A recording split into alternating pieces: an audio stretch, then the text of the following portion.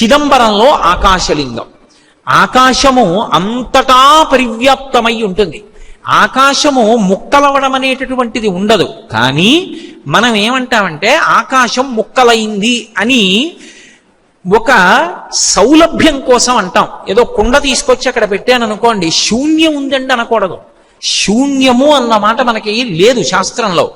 ఆ శూన్యము అన్న మాట బౌద్ధులు వాడినందుకే శంకర భగవత్పాదులు వాదిస్తే శూన్యం అన్న మాటకి జవాబు చెప్పలేక బౌద్ధమతం భారతదేశాన్ని విడిచిపెట్టి పారిపోయింది.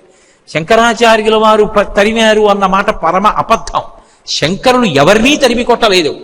శంకరులు అడిగిన ప్రశ్నకి జవాబు చెప్పలేక వెళ్ళిపోయింది బౌద్ధం ఈ దేశం నుంచి. శూన్య సిద్ధాంతం బౌద్ధులదు కాదు. అంతటా పరివ్యాప్తమైన ఆకాశము పరబ్రహ్మము అన్న సిద్ధాంతము సనాతన ధర్మముది. కాష్ అంటే ప్రకాశించడం, ఆ అంటే అంతటా, ఆ అంటే మొట్టమొదటి అక్షరం. యో వేదాదౌ స్వర ప్రోక్తో వేదాంతే చ ప్రతిష్ఠిత తస్య ప్రకృతి లీనస్య యత్వరస్య పరమహేశ్వర అంటాం. ఆ ఆకారం విష్ణువాచకం. అంతటా నిండిపోయినటువంటి పరబ్రహ్మతత్వం ఆకాశం. నేను తీసుకొచ్చి ఒక కుండ అక్కడ పెట్టాను అనుకోండి, ఇప్పుడు ఘటాకాశం, అందులో ఆకాశం ఉంది. అంటే ఆకాశం ముక్కయిందా కుండలో? అవలేదు. ఘటం బద్దలైపోయింది అనుకోండి, కుండ బద్దలైంది. ఇప్పుడు ఘటాకాశం ఏమైంది? మఠాకాశం, గదిలో ఉన్న ఆకాశంలో కలిసిపోయింది. ఇప్పుడు మఠాకాశం, గదికున్న గోడలు తీసేసాను అనుకోండి, అనంతాకాశం. ఆకాశము అనంతము. అది ఏదో ఒక చోట ఉండడము, ఈ మాంసనేత్రమునకు దొరకడము అనేటటువంటిది ఉండదు. అంతటా నిండిపోయి ఉంటుంది. అంతటా నిండిపోతే ఈ కంటితో ఎలా చూస్తావు? చూడడం కుదురుతుందా? చూడడం కుదరదు. అందుకే ప్రత్యేకించి కొన్ని శివాలయాలలో నీడరాని దీపాలు పెడతారు. నీడ ఉండదు దీపం పెడితే నీడ పడుతుంది.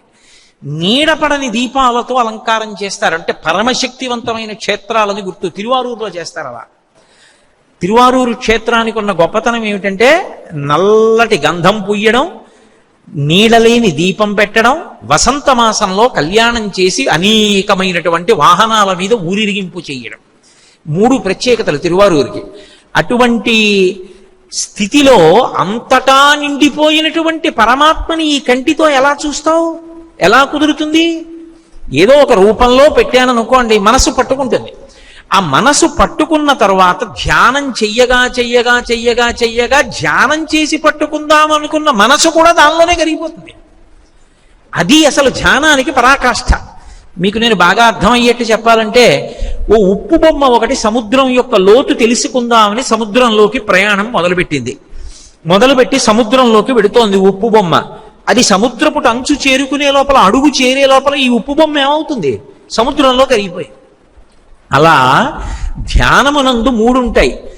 ఏది ధ్యానము చేస్తున్నారో అది, ధ్యానము చేస్తున్నటువంటి వాడు, ధ్యానము 3.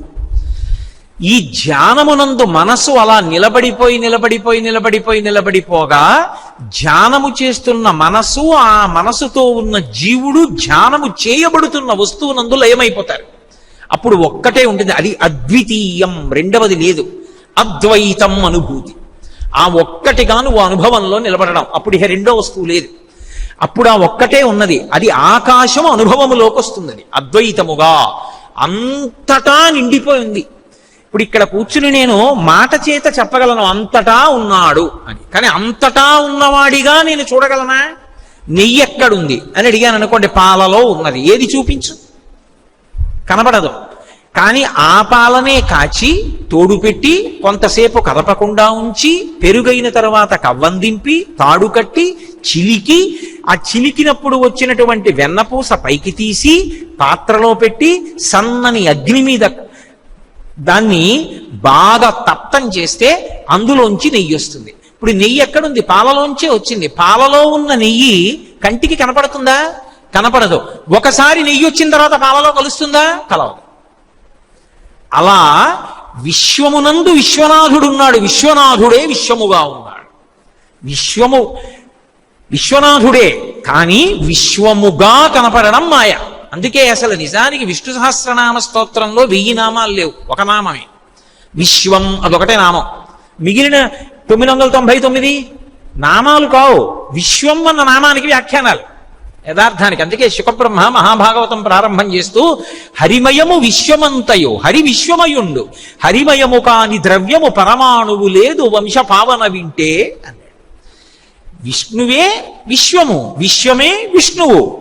పేరు ఏదవనివ్వండి, సబ్రహ్మ సశివ సహరిశ్చేంద్ర సోక్షర పరమస్వరాట్. తత్వత విశ్వమే విశ్వనాథుడు, విశ్వనాథుడే విశ్వం. విశ్వము విశ్వనాథుడుగా కనపడే వరకు నువ్వు భక్తితో కర్మానుష్ఠానం చేయాలి. ఒకసారి అది అందిపోయింది అనుకోండి, అందిపోయిన తర్వాత ఇక విశ్వనాథుడే ఉంటాడు, విశ్వం ఉండదు. అందుకే అదే రుద్రాధ్యాయం కర్మకి పనికొస్తుంది, అంటే అభిషేకం చేయడానికి పనికొస్తుంది. అదే రుద్రం జపం చేయడానికి పనికొస్తుంది. అదే రుద్రం పూజకు పనికొస్తుంది, నమః పెడితే. అదే రుద్రం జ్ఞానానికి పనికొస్తుంది పండిపోతే. పండిపోయాడంటే గుర్తేమిటంటే రుద్రమంత్రాలన్నీ ఆయనలోకి ఆవాహన అయిపోతాయి. ఎలా అయిపోతాయి అంటే, నేను మీకు ఒక ఉదాహరణ చెప్పాలంటే, నమచ్చోరాయిచ శిష్ప్యాయిచ భైన్యాయిచ శిఖత్యాయిచ ప్రవాహ్యాయచ అని ఉంటుంది. నమచ్చోరాయచ దొంగ రూపంలో ఉన్న శివ నమస్కారం. దొంగ రూపంలో ఉన్న శివుడికి నమస్కారం అంటే దొంగగా శివుడు ఎక్కడున్నాడు అంటే, నీలో నీ దగ్గర ఒక పనిని నీకు తెలియకుండా చేసినా, నీ దగ్గర ఉన్న వస్తువుని తెలియకుండా తీసుకుపోయినా, నీకు తెలియకుండా ఏదైనా పట్టుకొచ్చి అక్కడ పెట్టేసినా, వాడెవరో నీకు తెలియనప్పుడు పిలిచే పేరు దొంగ కాదు. వాడెవరో తెలియదు. నేను తీసి నా గడియారం అక్కడ పెట్టాను, ఎవరో పట్టుకుపోయాడు. కుటుంబరావు గారన్నా కాంతారావు గారన్నా దొంగ ఎత్తుకుపోయాడు. నేను కాసిన పాలు ఉంటే బాగున్నే తాగుదాం అనుకున్నాను. ఎవరు పెట్టారో తెలియదు. నేనున్న విడిదిలో పాలు పెట్టున్నాయి. ఎవరు పెట్టారు? బయటికి వెళ్ళి చూశాను, ఎవ్వరు లేరు. ఎవరు పెట్టారు? అది ఎవరు పెట్టారు? ఎవడో దొంగ, మహానుభావుడు, నాకు తెలియదు, ఆయన వచ్చి పెట్టి వెళ్ళాడు అంతే. తెలియకుండా చేసిన వాడు దొంగ, అంతే కదా. అయినప్పుడు మన ఊపిరి మనం తీసుకుంటున్నామా? మన ఊపిరి మనం తీయట్లేదు. మన ఊపిరి మనం తీస్తే ఆపుకునేవాడు ఉండడు లోకంలో. మనం నిద్రపోయినప్పుడు, ఏమంటే కోటేశ్వరారు నిద్రపోతూ శివానంద లహరి చెప్తురు అంటే నేను చెప్పలేను, కానీ నిద్రపోయినప్పుడు ఊపిరి ఎవడు తీశాడు? మరి ఆయన తీస్తున్నాడు.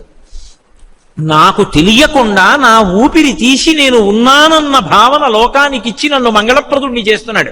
వాడు ఉన్నాడు అని నాకు గౌరవం ఇచ్చాడు. కాబట్టి వాడు దొంగ. నమచ్చోరాయచ కాదు. అది బాగా జ్ఞానముగా పర్యవసించిపోయిందనుకోండి, నేను తీసి నా గడియారం అక్కడ పెట్టాను, లోపలికి వెళ్ళి స్నానం చేసి బయటకు వచ్చాను, వీధి తలుపు వేయలేదు, మళ్ళీ వచ్చేటప్పటికి గడియారం లేదు.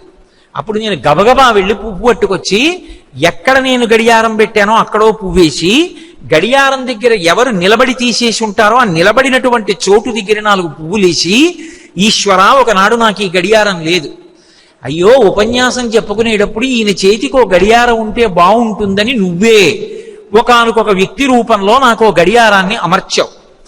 ఆ గడియారాన్ని అమర్చినప్పుడు నువ్వు నాకు శివుడవయ్యావు. ఇప్పుడు నాకన్నా అవసరమైన వాడు ఇంకొకటి కనపడ్డాడు నీకు, వాడికి ఈ గడియారం పట్టుకెళ్ళి ఇచ్చావు. గడియారం నాదా నీదా? నీది నాకు ఇచ్చావు. నాదన్నది నాకెప్పుడూ లేదు, నీది నాకు ఇచ్చావు. మళ్ళీ నాకన్నా అవసరమైన బిడ్డ ఇంకొకడున్నాడు, వాడికి గడియారం ఇస్తే బాగుంటుందని నీది నువ్వు పట్టుకెళ్ళిపోయావు. నీ వస్తువు కొన్నాళ్ళు నాకు ఇచ్చి నేను ధరించాక మళ్ళీ ఎవరికో అవసరమని నాకు కనపడకుండా వచ్చి నా దగ్గర నుంచి మళ్ళీ తీసుకెళ్ళావు. కానీ స్వామి నువ్వు వచ్చి పట్టుకెళ్ళావనడానికి గుర్తు ఇక్కడ గడియారం కనపట్టలేదు. దొంగ రూపంలో వచ్చి పట్టుకెళ్ళావు కాబట్టి శివ దొంగ రూపంలో వచ్చావు, నమస్కారం. ఇప్పుడు వాడు పోలీస్ స్టేషన్కి ఎడతాడా? కోర్టుకి ఎడతాడా? వెళ్ళడు. వాడు సంతోషపడిపోతాడు, ఈశ్వరా మా ఇంటికి వచ్చారని, మా ఇంటికి పరమేశ్వరుడు వచ్చాడండి అంటాడు. అప్పుడు వాడిని ఏమంటుంది లోకం? వీడే పిచ్చాడు ఏంటంటే, గడియారం పోతే మా ఇంటికి పరమేశ్వరుడు వచ్చాడని మురిసిపోతాడు ఏంటంటే అంటాడు. అంటే ఏ ఉదాత్తమైనటువంటి అవతల వారి భావన నీకు అర్థం కాదో అప్పుడు వాడు నీకు పిచ్చివాళ్ళ కనపడతాడు. ఆ పిచ్చివాళ్ళకి పెద్ద పిచ్చివాడు పరమశివుడు. అందుకని ఉన్మత్త శేఖరాయ నమః అని పేరు. అంటే అంతటి మహాజ్ఞాని ఆయన. ఆ జ్ఞానం ఆయనను ఎవరు నమ్ముకున్నారో వాళ్ళకి ఇస్తాడు. కాబట్టి ఇప్పుడు ఆయన కానిది, ఆయన లేనిది ఏది ఉంది? ఏమీ లేదు. అందుకు ఆయనకి స్థాణుహు అనొక పేరు. స్థాణుహు అంటే కదలకుండా దుంగలా ఉన్నాడని కాదు, కదలడానికి చోటు లేనివాడు. నేనున్నాను, అయ్యా మీరు ఇటు నుంచి ఇటు జరగండి అంటే జరుగుతాను. శివుణ్ణి జరగండి అన్నారనుకోండి, ఎక్కడ జరుగుతాడు ఆయన? ఆయనే అంతటా నిండిపోయాడు. అంతటా నిండిపోతే ఇంకా ఆయన్ని కొత్తగా జరగమనంటే జరగడానికి చోటు ఎక్కడి నుంచి వస్తుంది? శంకరాచార్యులు వారి శివానంద లహరి చేస్తూ అంటారు, వస్త్రోద్ధూత విధౌ సహస్రకరత పుష్పార్చనే విష్ణుత గంధే గంధమహాత్మత అన్న పచనే బహిర్ముఖాధ్యక్షత అంటారు. ఈశ్వర నీకు వస్త్రం చుట్టాలి అంటే అంతటా నిండిపోయావు. అంత నిండిపోయిన వాడికి పంచెల చాపు నేసే సాలెవాడు ఎవరైనా ఉన్నాడు ఏమిటి లోకంలో? ఓ వేళ ఎవడో నేసి ఇచ్చాడు. ఏదో శ్రీశైలంలో పాగా దర్శనానికి కట్టేటటువంటి వాళ్ళలాగా పెద్ద పంచోటి తెచ్చాడు, కట్టండి అన్నాడు. ఏవి నాకు చేతులేవి అంతా కట్టాలంటే? అందుకని శివ మీకు పంచ కట్టాలి అంటే నన్ను విష్ణువుని చెయ్యండి, లేదా సూర్యుణ్ణి చెయ్యండి. ఆయనకి అంతటా పడే కిరణములు కరములు చేతులు ఉన్నాయి. అప్పుడు నేను కూడా అన్ని చేతులు వస్తే మీకు పంచ చుడతాను. లేకపోతే పంచ ఎక్కడి నుంచి కట్టను నేను?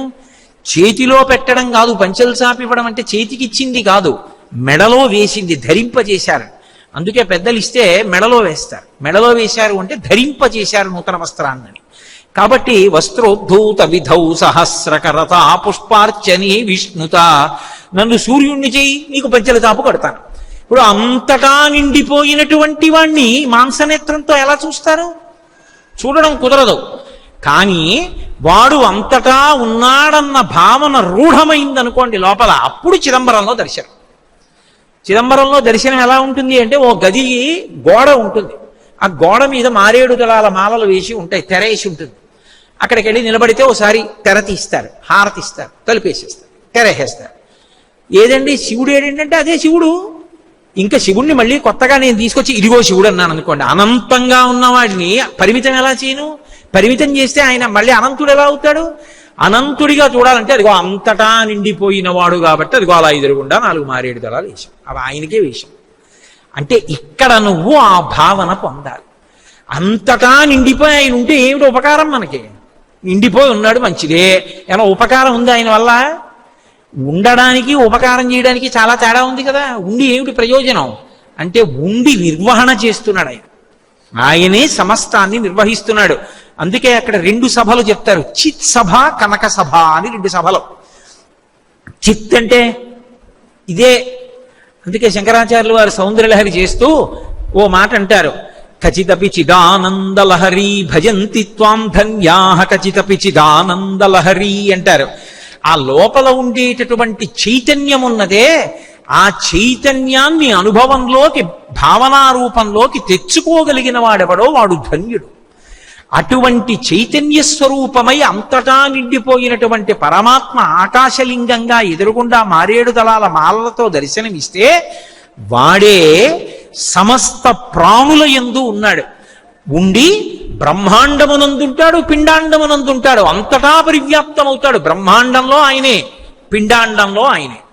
ఈ రెండిటిలోనూ ఉండి నడుపుతూ ఉంటాడు. ఎంత చమత్కారంగా నడుపుతాడంటే, బయట గాలి ఉంటుంది, దీనికి గాలి కావాలి, ఇందులో బయట గాలిని ఇది పీల్చుకుంటుంది, ఇది విడిచిపెడుతుంది. విడిచిపెడితే మరి మాలిన్యం అయిందా లేదా? మరి ఈ గాలి ఎవరు పుచ్చుకుంటారు? బ్రహ్మాండం పుచ్చుకుంటుంది. దీనికి నీళ్లు కావాలి, దాహం వేసింది, బ్రహ్మాండంలో నీళ్లు పిండాండంలో పోస్తాం, పిండాండంలో నీళ్లు మిగిలిపోయి వదిలిపెట్టేయాలి, ఎవరు పుచ్చుకుంటారు? భార్య, బిడ్డలు, తల్లి, తండ్రి ఎవరు పుచ్చుకోరు, మళ్ళీ బ్రహ్మాండం పుచ్చుకుంటుంది. దీంట్లో ఆకలి వేసింది, పదార్థం కావాలి, బ్రహ్మాండంలోంచి ఓ పండు తెచ్చి ఇందులో పడేస్తాడు. దీంట్లో శేషం మిగిలిపోయింది, తెల్లవారిన తర్వాత ఎవరు పుచ్చుకుంటారు? బ్రహ్మాండం పుచ్చుకుంటుంది. అటు బ్రహ్మాండాన్ని, ఇటు పిండాండాన్ని, బ్రహ్మాండంతో పిండాండాన్ని, పిండాండంతో బ్రహ్మాండాన్ని నడిపేదెవరు? శివుడు. అది నర్తనం అంటే, అది నటరాజస్వరూపము అన్న మాటకు అర్థం. అది సమన్వయం అవలేదనుకోండి, ఆ భూతం పడిపోయిందంటారు. బ్రహ్మాండంలో ఉన్న గాలి పిండాండం పుచ్చుకోలేదనుకోండి, పుచ్చుకుంది విడిచిపెట్టలేదు, విడిచిపెట్టింది పీల్చుకోలేదు, పడిపోయింది. ఇప్పుడు ఈ పడిపోయిన శరీరాన్ని ఎవరు పుచ్చుకోవాలి? బ్రహ్మాండమే పుచ్చుకుంటుంది. ఓ కుక్క చచ్చిపోయింది, బ్రహ్మాండంలో కలిసిపోవాలి. పిల్లి చచ్చిపోయింది, బ్రహ్మాండంలో కలిసిపోవాలి. మనిషి పోయాడు, బ్రహ్మాండంలో కలిసిపోవాలి. పిండాండములన్నీ బ్రహ్మాండంలో కలిసిపోవాలి, లేకపోతే భయంకరమైపోతుంది సమాజం. మనం చూడలేము. ఇక ఎక్కడ చూసినా శవాలు అలాగే ఉండిపోయి అనుకోండి, కళేబరాలు, ఎలా నడుస్తాం? కాలు తీసి కాలు వేయలేం. బ్రహ్మాండంగా మారుస్తాడు ఈశ్వరుడే. అందుకని బ్రహ్మాండ పిండాండ సమన్వయ శక్తిగా సృష్టికర్త, స్థితికర్త, ప్రళయకర్త అవుతాడు. 3 పేర్లుగా మారుతాడు. ఆ మారణం నటరాజ సభ, అది చిత్ సభ, కనక సభ అంటారు. ఒక మహారాజు ఆ సభకి బంగారు తాపడం చేసేటందుకు కనక సభ అయింది. అది అక్కడే పౌరాణికంగా అయితే అమ్మవారికి అయ్యవారికి పోటీ వచ్చింది. మన ఇద్దరిలో నాట్యంలో ఎవరు గొప్ప? ఎందుకంటే శక్తి కదూ అమ్మవారు. శక్తి అంటే కదిలితేనే ప్రయోజనం, కదలకపోతే శక్తికి ప్రయోజనం ఉండదు. ఆయనకి చాలా తెలుసండి, ఏమీ చెప్పడం, ఏమిటి ఉపయోగం? ఆవిడికి బ్రహ్మాండమైన పాటలు వచ్చండి, ఒక్కటి పాడదు, ఏమిటి ఉపయోగం? ఆయనకి చాలా ఓపిక ఉందండి, ఏ గుడికి ప్రదక్షిణం చేయడం ఏమిటి ఉపయోగం? శక్తికి కదలిక లేకపోతే ఉపయోగం లేదు, శివుడు కదిలితే ఉపయోగం లేదు. శివుడు అంటే తనలో తాను రమించడం. కదలికలన్నీ చివరికి ఎక్కడికి వెళ్ళాలి? కదలిక లేని స్థితికి వెళ్ళాలి. పూజ చేసావు, బతికున్ననాళ్ళు పూజే. పూజ చేస్తూ చేస్తూ భగవంతుని యొక్క పాదముల మీద పువ్వు వేస్తుండగా భగవంతుని యొక్క పాదము మనసులో కనపడితే కన్నులు మూతలు పడిపోయి ఆనందధారలు కన్నుల వెంట కారిపోతూ అలా కదలకుండా ఉండిపోయి లోపల ఏనాడు భగవత్పాదాన్ని దర్శనం చేశావో ఆనాడు నీ జీవితం ధన్యమైంది. అంటే కదలికలు లేని స్థితికి వెళ్ళిపోతే శివుడు, మళ్ళీ కదలికలు వస్తే అమ్మవారు. తరంగాలన్నీ ఆగిపోయి అనుకోండి చెరువులో శివుడు, ఓ పైనుంచి చెట్టు మించి ఓ పండు కింద పడి తరంగాలు వచ్చాయనుకోండి మళ్ళీ అమ్మవారు. అమ్మవారు అయ్యవారిలో ఉంటారు, తరంగాలు చెరువును వదిలిపెట్టి బయట ఉండవు. తరంగాలు శివుణ్ణి ఆశ్రయిస్తాయి. శివశక్త్యాయుక్తో యది భవతి శక్తి ప్రభవితుం నచేదేవం దేవో నఖల కుశల స్పందితుమపి అతస్త్వామారాధ్యాం హరిహర విరించాదిభిరపి ప్రణంతుం స్తోతుం వా కథమకృత పుణ్య ప్రభవతి. కారు యొక్క హార్స్ పవర్ వేరుగా ఉంటాయా? ఉండవు, రెండు ఒకటే. నేను నా ఉపన్యాస శక్తి వేరుగా ఉంటామా? ఒకదాన్నొకటి ఆశ్రయిస్తాయి. అలా శివశక్తులు సమాగమ స్వరూపములై ప్రకృతి పురుషులై ఉంటారు. కదలడం ధర్మం, కదలిక లేనితనం శివస్వరూపం. అందుకే చిట్ట చివరి స్థాయిలో కదిలిపోతే వాడు శివుడు కాలేడు. అందుకే అమ్మవారు ఏం చేస్తుంది అంటే శివశక్తైక్య రూపిణి లలితాంబిక, ధర్మాన్ని పట్టుకుని కదలగా కదలికల అవసరం లేని శివస్వరూపంగా మార్చేస్తుంది. తెరెత్తేసి మాయా అన్న అవనిక తీసి కలిపేస్తుంది. ఈ నిర్వహణ కొరకు నటరాజు అవుతాడు ఆయన. లేకపోతే ఆయనకి రాజశబ్దం ఎక్కడి నుంచి వచ్చింది? రాజ అన్న శబ్దం ఎక్కడైనా వాడితే అది సాధారణంగా విష్ణువు పట్ల ఉంటుంది తప్ప శివుడి పట్ల ఉండదు రాజశబ్దం. మీరు చూడండి, ఏదో గోవిందరాజ అంటే మహానుభావుడు శ్రీ మహావిష్ణువుని గోవిందరాజస్వామి వారు అంటాం. అలాగే ఆయనకి సంబంధించినంత వరకు మనకి దక్షిణ దేశంలో రంగరాజు అని ఆయనకు ఒక పేరు. రంగస్థలం మీద రాజు ఆయన. ఈ బ్రహ్మాండం అన్న రంగస్థలం మీద ఆడుతూ ఉంటాడు, రంగరాజు. శివుడికి నటరాజు. ఏ తత్వం చేత నటరాజు? ఉత్తినే అలా నాట్యం చేస్తూ ఉంటాడని కాదు దాని అర్థం. పౌరాణికంగా అయితే పార్వతీ పరమేశ్వరులకు చర్చ వచ్చింది, నేను కదా కదలికలన్నీ. యాదేవీ సర్వభూతేషు లజ్జారూపేణ సంస్థిత, యాదేవీ సర్వభూతేషు క్షుధారూపేణ సంస్థిత, యాదేవీ సర్వభూతేషు శక్తి రూపేణ సంస్థిత. నేను కదా నృత్యం, కదలికలు నావి కదా శక్తి. నువ్వా నేనా? పోటీ వచ్చింది, ఇద్దరూ నృత్యం చేస్తున్నారు. ఆయన ఏం చేస్తే ఆవిడ వచ్చేసింది. ఎలా? శ్రీ మహావిష్ణువుని న్యాయ నిర్ణేతగా పెట్టారు. పరమశివుడు ఏం చేశాడంటే చూసి గెలుపెవరిదో నిర్ణయించాలని కుంకుమ పాత్రలో కాలి బొటనవేలు ఉంచి కాలు పైకెత్తి అమ్మవారికి బొట్టు పెట్టాడు. ఆడది సభాముఖంగా చెప్పవలసిన అవసరం లేదు, అలా కాలు పైకెత్తే తత్వం ఉండదు, అలా ఎత్తకూడదు. కాబట్టి అమ్మవారు ఓటమిని అంగీకరించి శివుణ్ణి నృత్యానికి అధిపతిని చేసింది, నటరాజు అయ్యాడు. అంటే యథార్థమునకు మనలో ఉన్నటువంటి సమస్త కదలికలకు అధినాయకుడు ఆయన అయ్యాడు.